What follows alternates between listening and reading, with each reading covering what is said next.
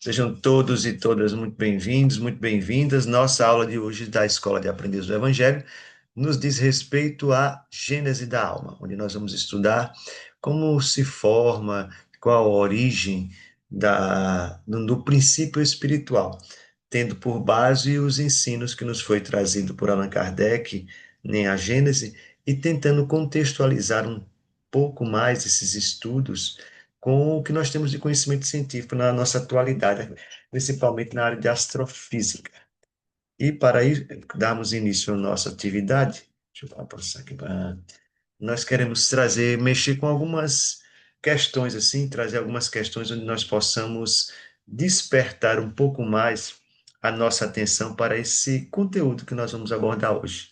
E é interessante, se a gente fala sobre a gênese da alma, a formação do princípio espiritual, é interessante nós pensarmos um pouco assim, se nós fomos criados, então em determinado momento nós não existíamos.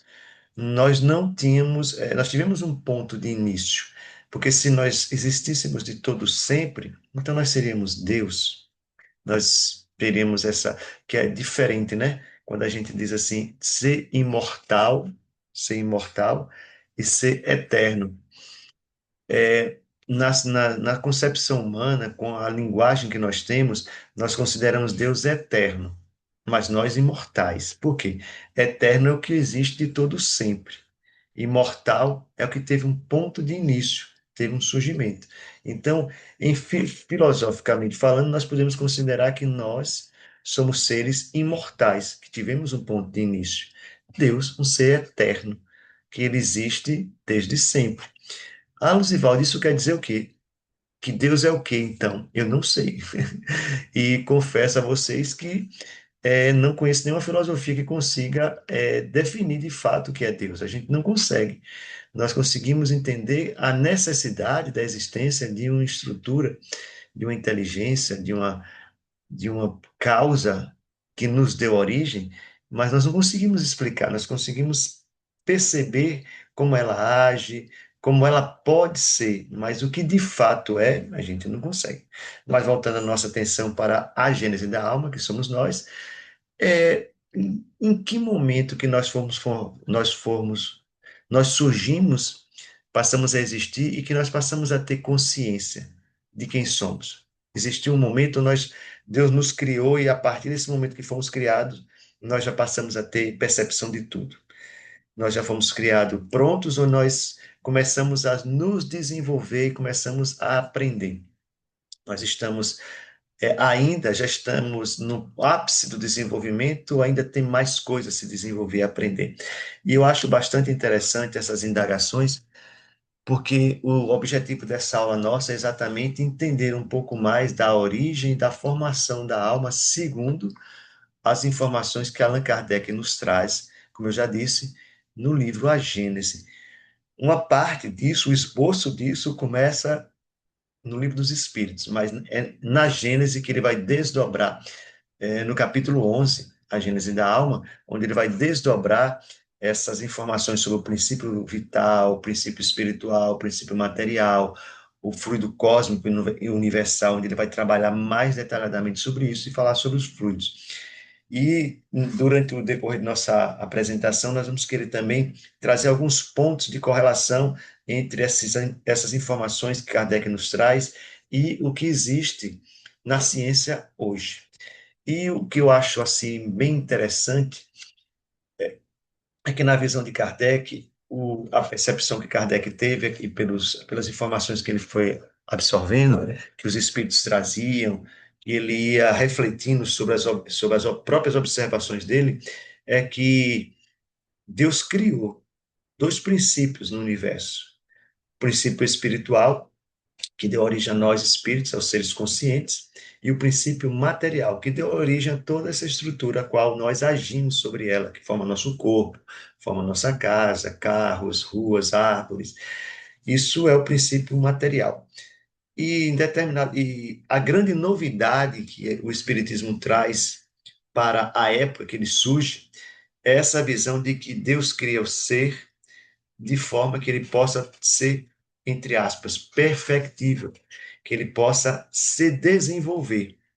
Deus não criou pronto, como nos ensina algumas tradições religiosas. Está aqui, surge o homem, pá, e nasceu ali o homem. A visão que Kardec traz, e na verdade ele faz essa visão renascer, é uma visão que já é contada na mitologia grega, né? Quando nós temos lá que Prometeu e Epimeteu são incumbidos por Deus, por Zeus, perdão, de criar a humanidade, eles criam o ser humano, e é interessante no mito grego que quando Epimeteu cria o homem e Prometeu vai avaliar e fazer por onde desenvolve a vida, ele, em determinado momento ele leva aquela criação humana para Atenas, a deusa Atenas, e ela olha a criatura que está ali sendo formada e dá um sopro. Esse sopro faz por onde desenvolva-se de certa forma, tem um despertamento da consciência, daquela estrutura ali que foi levada, que daria origem ao ser humano. E só que ele desperta a consciência, mas uma consciência rudimentar. E aí o que Prometeu faz? Ele pega, vai até as fornalhas de Hefestos e pega o fogo lá. Hefestos é aquele deus que ele constrói tudo que os deuses usam, as armaduras, os carros puxados por cavalos, toda a matéria feita de ferro, armas, é criado por Hefestos, né? Então, e Hefestos também, além de tudo, ele também funde outros tipos de materiais, não só o ferro, não só o metal.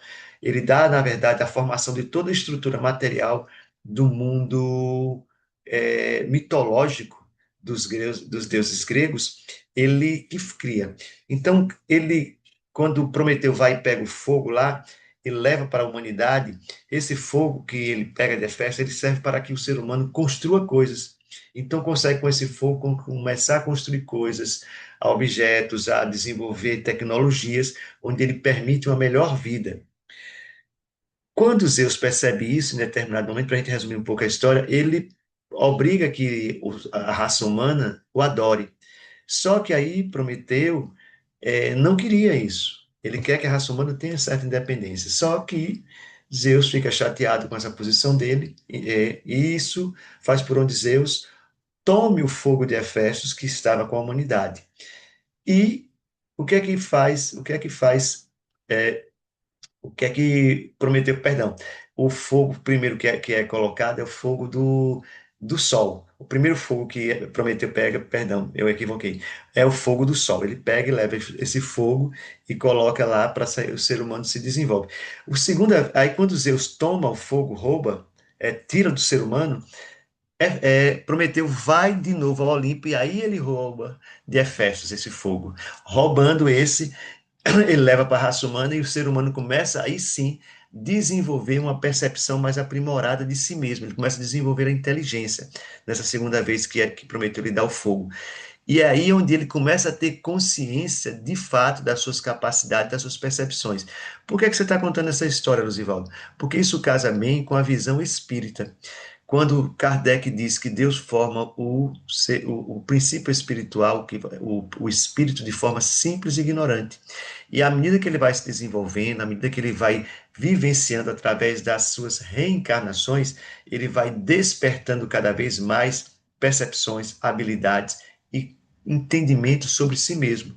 Então, Kardec traz essa visão que tinha na época da Grécia, que fica um tanto quanto esquecido do grande público, na época de Kardec, no século XIX, e ele traz essa visão de que o ser humano foi criado simples e ignorante, que vai galgando o seu desenvolvimento à medida que ele vai reencarnando, ou seja, nós vamos construindo o nosso destino nós mesmos, à medida que vamos desenvolvendo consciência, que vamos experimentando, que vamos utilizando fogo para nos trazer cada vez mais percepções acerca de nossa vida e acerca da nossa sociedade, da nossa convivência com outras pessoas, com outros seres. E isso é muito interessante porque Kardec, então, ele traça três princípios principais no universo, que seria Deus, o princípio espiritual e o princípio material, sendo Deus a estrutura que deu origem a todos esses outros princípios, tanto o que vai dar origem à matéria, como que vai dar origem ao espírito. E aí a gente pode começar a entender que, embora Kardec tenha pego um tanto quanto esse modelo da época da Grécia Antiga, mas ele atualiza essa visão, contextualizando com as informações filosóficas que os espíritos trazem e com as informações científicas da sua época.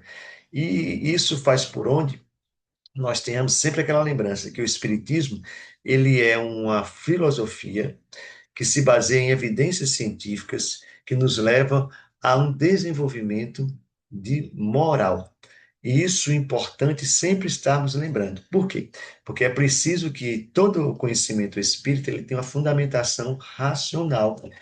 Claro que nem sempre as questões de fé elas podem ser racionalizadas, mas entenda bem, mas elas precisam ser, de certa forma, montadas em bases que possam ser entendíveis. Quando a gente diz assim, olha só, ore que Deus vai te ajudar. Quando nós não tínhamos a visão espírita, o que pensava era assim, eu vou orar porque Deus vai intervir em alguma coisa para me beneficiar. Com a visão espírita, nós passamos a entender que não, quando eu oro, não é que Deus vai intervir para a meu benefício, não. Quando eu oro, eu consigo atrair para mim energias que me acalmam, me tranquilizam.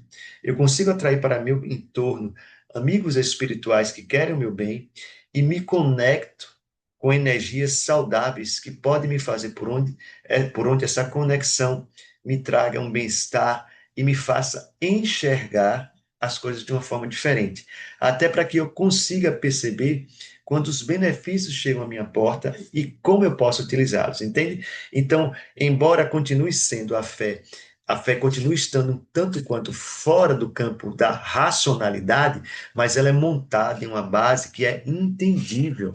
Eu começo a entender o mecanismo. Então, eu não vou orar a Deus pedindo para que eu tenha coisas que eu sei que não vão ser possíveis ter. Vamos dizer assim, se o indivíduo tem as pernas amputadas, ele vai pedir, Deus, eu quero que você faça nascer pernas de novo. Não vai nascer, não vai. A ciência hoje nos coloca isso. Não vai ser possível Deus colocar apenas ali. Mas o que Deus pode fazer? Por onde essa pessoa consiga estar numa situação que ela encontre médicos que consigam desenvolver próteses para que ela coloque nessas pernas e ela possa andar, realizar a sua mobilidade, a sua independência de movimentação. Entende? Então, a oração, ela vai nos trazer essa calma e essa ampliação da nossa percepção para entendermos quais caminhos nós devemos escolher, quais quais escolhas podem ser melhor para nos beneficiar, para nos tornar mais, nos trazer mais bem-estar e nos possibilitar o melhor desenvolvimento espiritual e material também. Então, olha só, eu falei que Kardec nos traz a visão de três princípios que norteiam toda a formação do universo e, consequentemente, a formação espiritual, que é Deus, que é a inteligência suprema, como nos diz no livro dos Espíritos, a causa primária de todas as coisas. É bem importante entender que nós não sabemos o que é Deus, mas, segundo Kardec, nós sabemos o que ele não é. Tipo, ele não é matéria.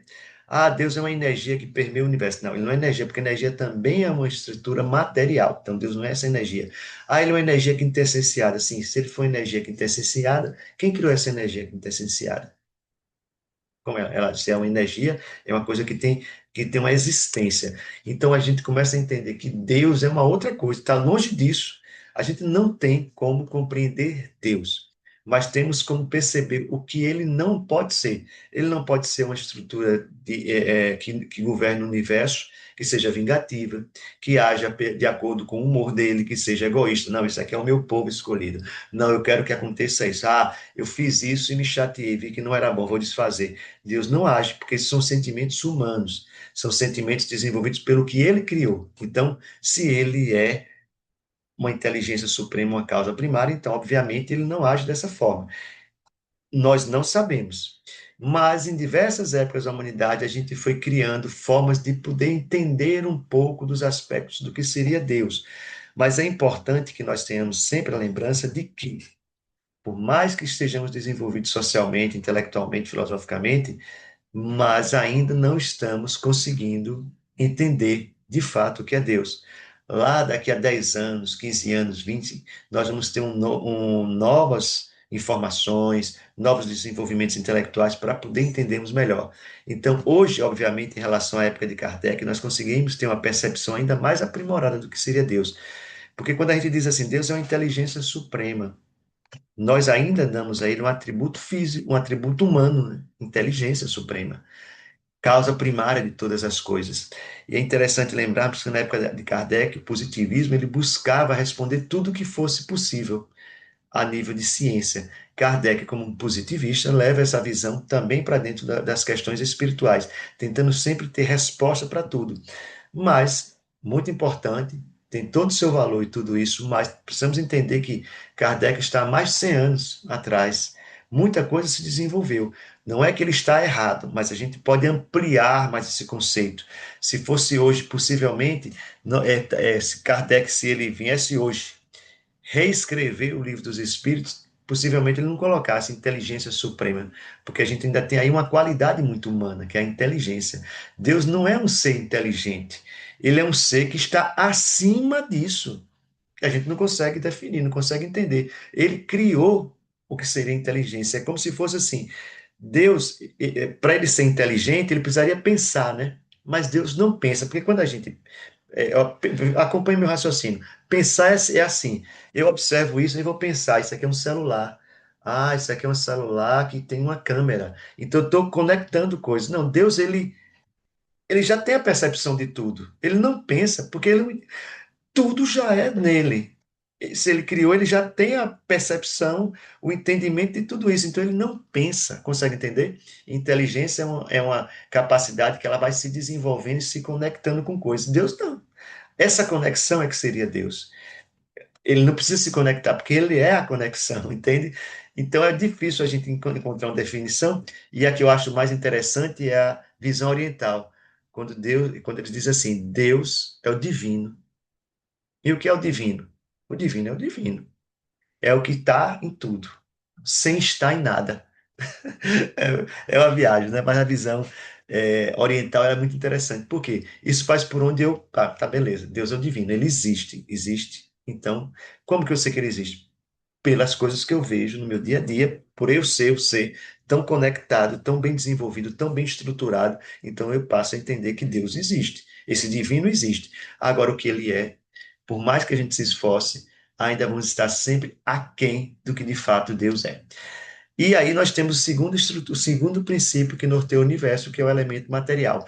E isso é interessante porque quando a gente fala em matéria, não é só o que a gente pode ver ou pesar. Há um tempo atrás, muitos anos atrás, se dizia que matéria é tudo que aquilo pode ser pesado, pode ser medido, pode ser tocado. Só que até essa definição de matéria hoje já não cabe mais na ciência, porque nós temos os pacotes de energia, que são considerados matéria também, os fótons, que são os pacotezinhos de energia, que também é um tipo de matéria. Então, nós temos a matéria escura, que permeia todo o universo, que é um tipo de matéria. Então, essa definição de que matéria é tudo aquilo que pode ser pesado, tocado, medido, já não vale. Nós temos substâncias líquidas, gasosas, que um gás mesmo, que o gás, você sabe, o gás que tem no botijão, ele, na verdade, ele é inodoro, né? Ele não tem cheiro. Que se coloca substâncias para que ele tenha aquele cheiro para caso tenha algum vazamento, as pessoas consigam perceber. Mas, ó, se você pega o gás mesmo, que ele é altamente inflamável, e abriu, e se ele não tiver com a substância que dá odor a ele, ele vai estar invadindo o ambiente, a gente não vê e morre. É tanto que teve já alguns anos atrás, alguns casos num país na Europa, se não me engano foi na Espanha, uma família de brasileiros que estava lá, alugaram um apartamento para passar férias e morreram intoxicados com gás que era utilizado para aquecer a casa. Então, o gás vazou e estava sem a substância que dá o odor.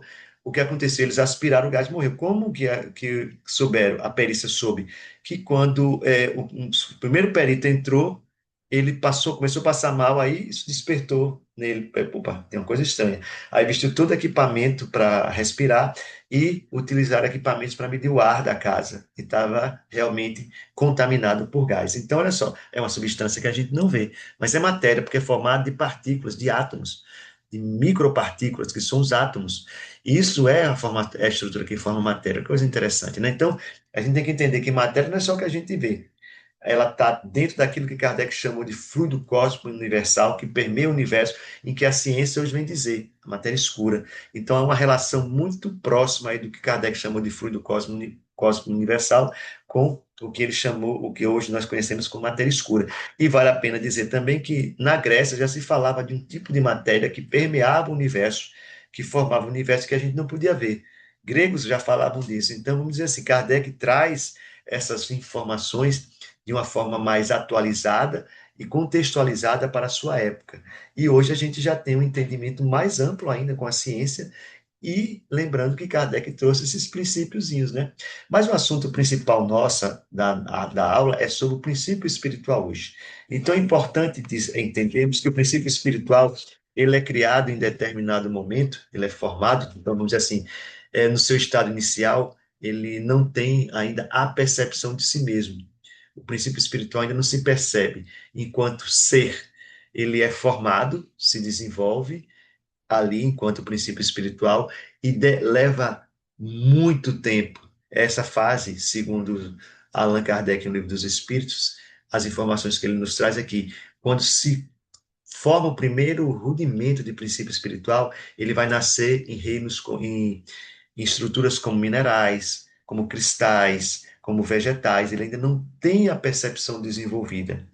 Quando ele começa a ter os primeiros despertamentos de individualidade, começa a reencarnar, nascer em corpos de animais. E quando nós começamos a chegar no ponto de conseguir se perceber a si mesmo, quando a consciência começa a perceber a si mesmo, ela começa a reencarnar em corpos humanos. Então, conseguiu perceber a progressão que Kardec nos traz no Livro dos Espíritos, sobre a orientação dos espíritos? É que o princípio espiritual é formado, mas ele ainda está de forma, vamos dizer assim, bruta. Ele está ali nascendo em reinos minerais, recebendo as influências da matéria para o seu despertamento, seu primeiro despertamento, quando ele começa a se perceber como uma estrutura diferente das outras e começa a reencarnar em animais. Depois ele começa a perceber o seu interior e as pessoas à sua volta também que fazem parte, tá? Do seu entorno. E isso começa um despertamento para a alma humana. Se tiverem alguma dúvida, podem fazer fa- levantar a mãozinha aqui ou abrir o microfone aqui e a gente pode trocar essas informações, conversar melhor, mais detalhado, tá? Então aqui tem uma analogia que eu acho bem interessante, que alguns fazem, né? Eu copiei essa analogia que achei interessante, que é como se a gente pudesse entender assim, já que a gente não consegue ter um entendimento muito profundo do que é Deus, mas a gente pode ver Deus como uma estrutura programadora desse grande computador que é o nosso universo. O universo que a gente percebe, vê e aquele universo que a gente ainda não consegue ver. E que a matéria que forma esse universo é esse hardware, né? Essa estrutura física que vai dar a estrutura de suporte para toda a manifestação da vida através de corpos, através de estruturas físicas. E nós temos um terceiro elemento que seria o software, né? Que é onde os programas que realmente rodam e fazem com que toda essa matéria tenha uma conexão e possibilite um despertamento de consciência do espírito. Então, isso é o que a gente pode dizer assim, o nosso grande computador universal. Deus, o programador, a matéria como a estrutura física desse computador e o espírito como os programas que rodam dentro desse computador, possibilitando todo o desenvolvimento e formação da nossa consciência. E essa, como eu disse a vocês no início, essa foi a grande sacada, a grande ideia que Kardec traz para a gente, é que o princípio espiritual, ele nasce simples e ignorante. E através das suas diversas reencarnações, dos seus renascimentos, ele vai se desenvolvendo e evoluindo continuamente, porque o aprendizado ele é ad eterno, ele não vai ter fim, porque se ele tiver fim, eu aprender tudo, em determinado momento eu me torno assim com Deus, né? E isso não é possível, porque Deus é uma estrutura que vai além de tudo isso que a gente possa compreender. Então, lembra, formado simples e ignorante, e à medida que vamos experienciando, vamos desenvolvendo consciência, aprendizado, e vamos continuamente nesse processo de desenvolvimento. Isso aqui, ó, Esse aqui, ó, esse esquemazinho assim, esse cataventozinho, ele serve para que a gente possa ter uma certa, um melhor entendimento, um resumozinho de tudo isso que eu estava falando. A gente tem aqui, ó, o princípio espiritual, onde é formado aqui do lado esquerdo, do meu lado esquerdo, né, para mim está do lado esquerdo, onde tem essa estrelinha, e aí logo depois a gente começa, esse princípio espiritual formado, ele vai ter experiências vitais em estruturas como minerais, como vegetais, é quando a gente vai estar... Ah, Oswaldo, você está dizendo que o espírito reencarna na pedra, não, ele não reencarna, porque ele ainda não tem percepção, não tem individualização, ele ainda não é consciente, então não é considerado reencarnação, mas ele estagia, de alguma forma, conectado com a estrutura material do reino mineral, dos, vege... ali, dos cristais, depois ele passa a se desenvolver também as suas percepções vitais no reino vegetal, até que ele começa a despertar uma certa uma percepção de si. Você observa que um cachorro, ele sabe, ele consegue perceber que ele é diferente do que está fora. Ele começa a ter a percepção da sua individualização, sua individualidade. Então, o cachorro ele percebe que ele está fora. Então, assim, ele luta pela comida dele, ele quer comer, ele luta pelo território dele, ele reconhece um outro cachorro, ele reconhece um outro animal e reconhece o ser humano. Então, ele começa a perceber, tem o desenvolvimento, essa percepção da individualização. Quando ele começa a ter, além da percepção da individualização, ele começa a desenvolver uma consciência interna, que faz por onde ele começa a criar conexões com outras coisas, tipo assim, um animal como o cachorro, ele nunca construirá um carro, né? Nunca construirá uma casa, ele pode até cavar uma toca, mas ele não construirá uma casa. Por quê? Porque essa percepção de conexões de consciência ele ainda não tem. Quando vai o princípio espiritual vai desenvolver isso, é quando ele percebe-se como espírito e aí começa a nascer em corpos humanos ou estruturas já mais que permitam com que ele tenha um arcabouço material, como o cérebro que a gente tem, e possibilite com que ele manifeste essas conexões, essas percepções de forma mais aprimorada. E é importante entendermos que todo esse processo ele é dinâmico. Ele é, não é uma coisa assim, o espírito está lá, o princípio espiritual está lá no reino mineral, está lá quieto. Não. Ele está recebendo influências da matéria, ele está recebendo influências energéticas, isso vai provocando assim, choques que vai fazendo por onde ele vai, como uma semente, vai começando a se abrir, se abrir, se abrir, e a desenvolver estruturas cada vez mais complexas. E esse processo, além de tudo, além de ser um processo dinâmico e evolutivo, quer dizer, ele vai sempre levando para maior complexidade, ele é educativo também, porque nós vamos aprendendo a cada reencarnação. Cada vez que a gente volta ao plano físico, a gente vai aprendendo um pouco mais do que podemos fazer e do que não precisamos mais fazer. No plano espiritual também, a gente vai angariando conhecimentos, percepções lá, para que nós possamos cada vez mais aprimorar a nossa percepção de consciência espiritual, para quando reencarnarmos, termos melhores condições de aproveitar esse estágio aqui na Terra. Por isso é importante sempre estarmos nos conectando através da oração, com os espíritos que estão próximos a nós, os espíritos que estão torcendo pelo nosso sucesso, que nos apoiam, estão sempre nos orientando. É importante também estarmos sempre lembrando dessa conexão que precisamos ter com os amigos espirituais que estão a velar por nós. E, como eu estava dizendo a vocês, existe uma relação muito próxima sobre essas informações que Kardec nos traz com alguns apontamentos que a ciência vem nos revelar atualmente. E essa postura que essa é uma postura que nós precisamos ter no espiritismo, de que muitas vezes eu vejo pessoas dizerem assim, vêm me trazer algumas informações, tipo assim, você viu o espírito tal está no mundo espiritual, o espírito de Raul Seixas, não, foi o mais recente, o pessoal comentou, um cantor que morreu recente, rapaz, não me lembro agora o nome, aí, mas teve um outro também que foi, pronto, tipo, do Legião Urbana, né? Disse que ele morreu e aí já estava arrependido do uso de drogas e veio falar. Aí as pessoas vão dizer, você já leu esse livro, Zivaldo? Eu disse, não, nem vou ler.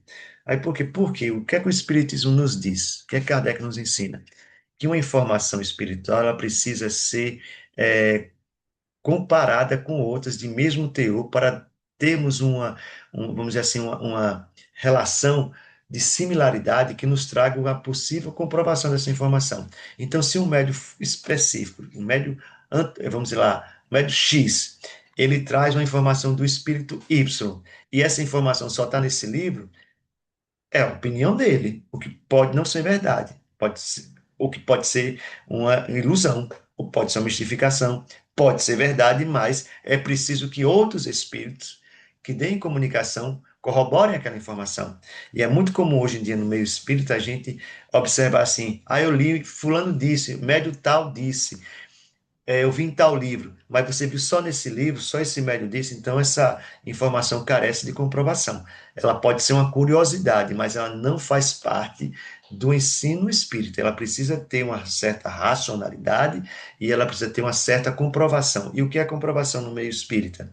É você ter mais informações que sejam casadas com essa que esse espírito trouxe, vindo de outros médios, vindo de outras comunicações espirituais, que não necessariamente do meio de pessoas que conhecem esse médium, entende? Então, quando Kardec diz lá sobre a reencarnação nos seus livros, vários espíritos deram comunicações falando sobre a reencarnação. Então, ele foi compilando isso.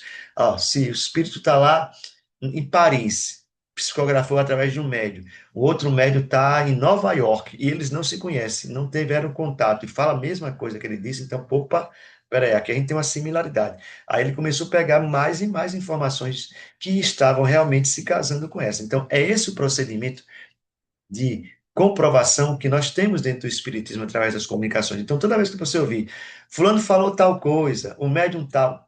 Outro dia tá muito em moda uma informação que dizia assim, que o umbral está vazio, né? O pessoal tem dito muito assim, o umbral não tem mais espírito, está tudo acabado lá, está caindo os pedaços. Sim, quem disse isso? Ah, foi médio X, ele é um médio já famoso. Não importa. Porque médios, nós somos pessoas, pessoas erram também. Então, esse médio disse isso, mas onde mais eu posso obter informações que comprovem que isso é verdade, verídico? Não posso me basear na opinião só de uma pessoa, ou de um médium, ou de um espírito. E Kardec nos afirma isso a obra inteira do Livro dos Médios. O tempo inteiro ele vai nos chamando a atenção sobre isso. Então, importante. Para que o espiritismo esteja sempre de forma racional, conectado com a ciência, é importante que ele tenha realmente uma fundamentação racional.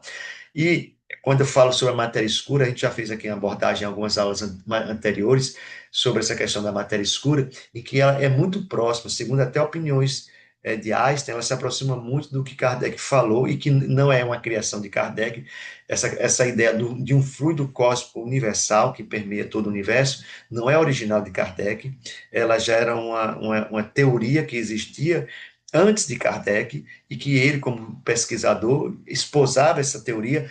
O que ele inova é ele trazer essa informação para dentro do meio espiritual, dizer que Kardec, essa foi uma grande preocupação dele, trazer a ciência para dentro do espiritismo, e não o inverso.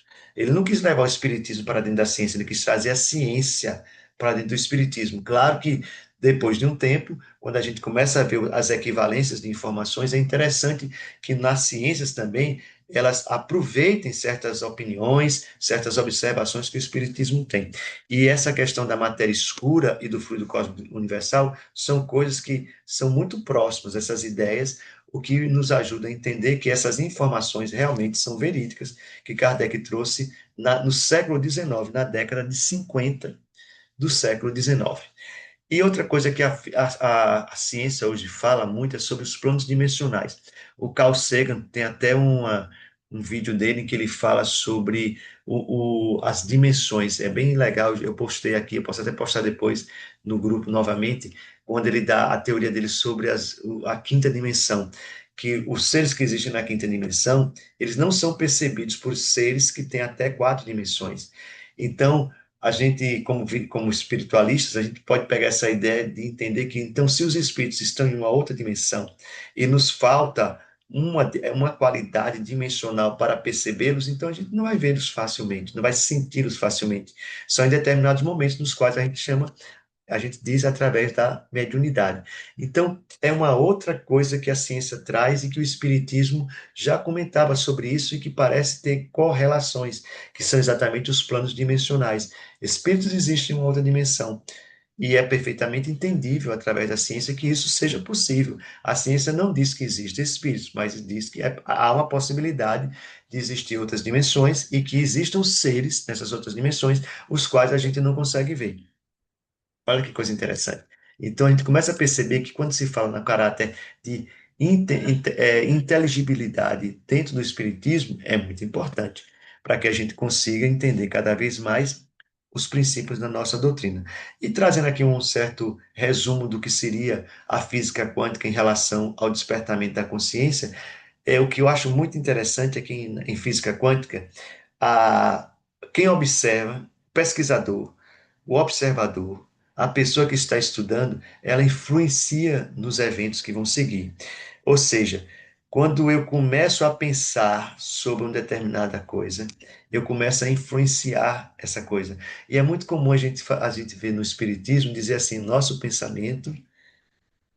pensamento manipula fluidos, e os fluidos são um tipo de matéria quintessenciada que são moldáveis. Olha que coisa interessante. Kardec diz sobre isso na Gênesis, no capítulo sobre fluidos.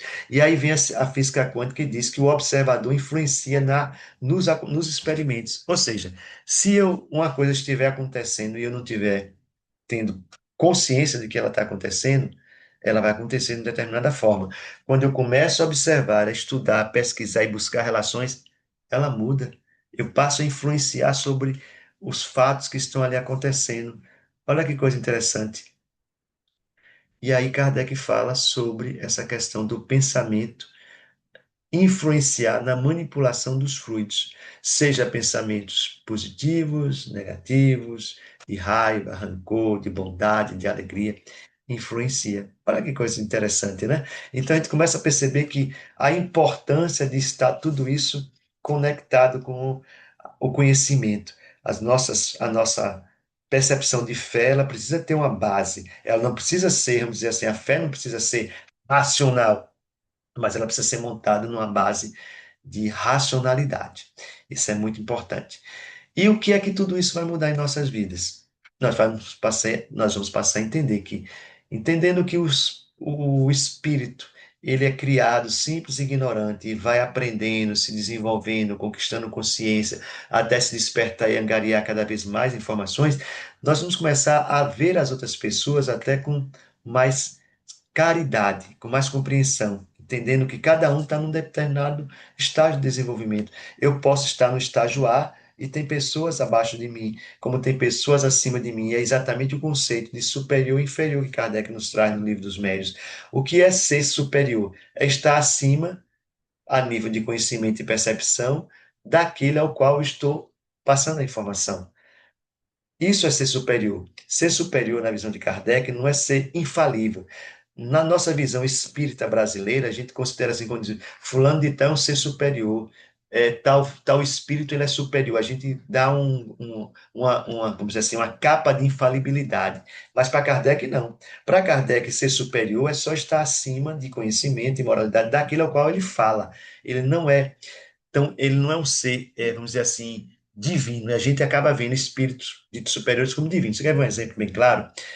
Espíritos como Fênelon, que tem lá nas obras de Kardec, ele cometeu certas irregularidades quando em vida. Ele era católico, ele era rico, ajudou muito, mas também participou da política da sua época. Então, a gente começa a perceber que, para Kardec, o ser superior, o espírito superior, não é ser infalível. São Luís foi um rei Luís de França, e ele cometeu guerras, ele matou pessoas, ele torturou pessoas, ele conquistou países, ele fomentou invasões.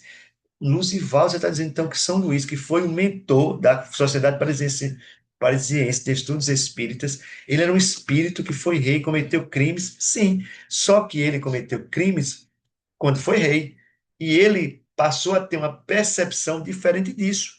Mas ele era o Espírito São Luís, e com pouco tempo de desencarne. Então a gente vai entender o quê?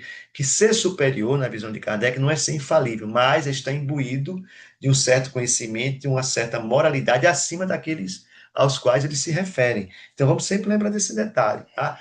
Que o que vai mudar em nossa vida, essas percepções, é exatamente isso. Cada um de nós estamos num processo de evolução diferente, mas nós não somos Deus. Nós cometemos equívocos, nós cometemos erros.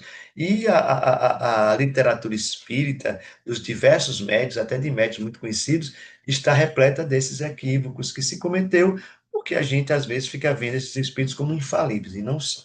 E uma reflexão que eu quero trazer para nós aqui, já chegando perto do nosso encerramento, é: se todos nós estamos evoluindo, cada um em seu tempo, carregando as nossas histórias e aprendizados, como nós devemos olhar para os erros dos outros? Ah, a gente desenvolve até uma certa caridade, né? Poxa, peraí. Se eu consigo perceber que fulano está errando, mas será que fulano consegue perceber que ele está errando naquele ponto? Outra coisa interessante. Será que se eu estiver numa situação a qual fulano está, eu não cometeria o mesmo erro? Exemplo. Obviamente que eu querer entender por que o outro erra, não quer dizer que essa pessoa não precise responder pelos seus atos, não precise também ser penalizada pelos seus atos, sejam, caso eles sejam criminosos, mas quer dizer que eu passo a entender e, como se diz assim, nas passagens bíblicas, né? Deus odeia o pecado, mas não o pecador. Então eu passo a me irritar, a querer combater o erro da pessoa, mas não vejo a pessoa como meu inimigo, como meu adversário. Eu vejo ele como uma pessoa que é o erro, tem que ser corrigido, mas essa pessoa tem que ser acolhida, tem que ser entendida. Luzivaldo quer dizer que se acolhe todo mundo, até os criminosos. Não, não estou nesse estágio. Eu não estou nesse estágio. Mas a ideia é que nós possamos ter leis, políticas sociais que permitam o acolhimento dessas pessoas para que elas possam se desenvolver e perceber os seus equívocos e se corrigirem. Ok? Então, pessoal, essa é a nossa abordagem de hoje sobre a gênese da alma. Se vocês tiverem alguma dúvida e quiserem compartilhar ela ou que quiserem fazer algum comentário, podem ficar à vontade para fazer isso.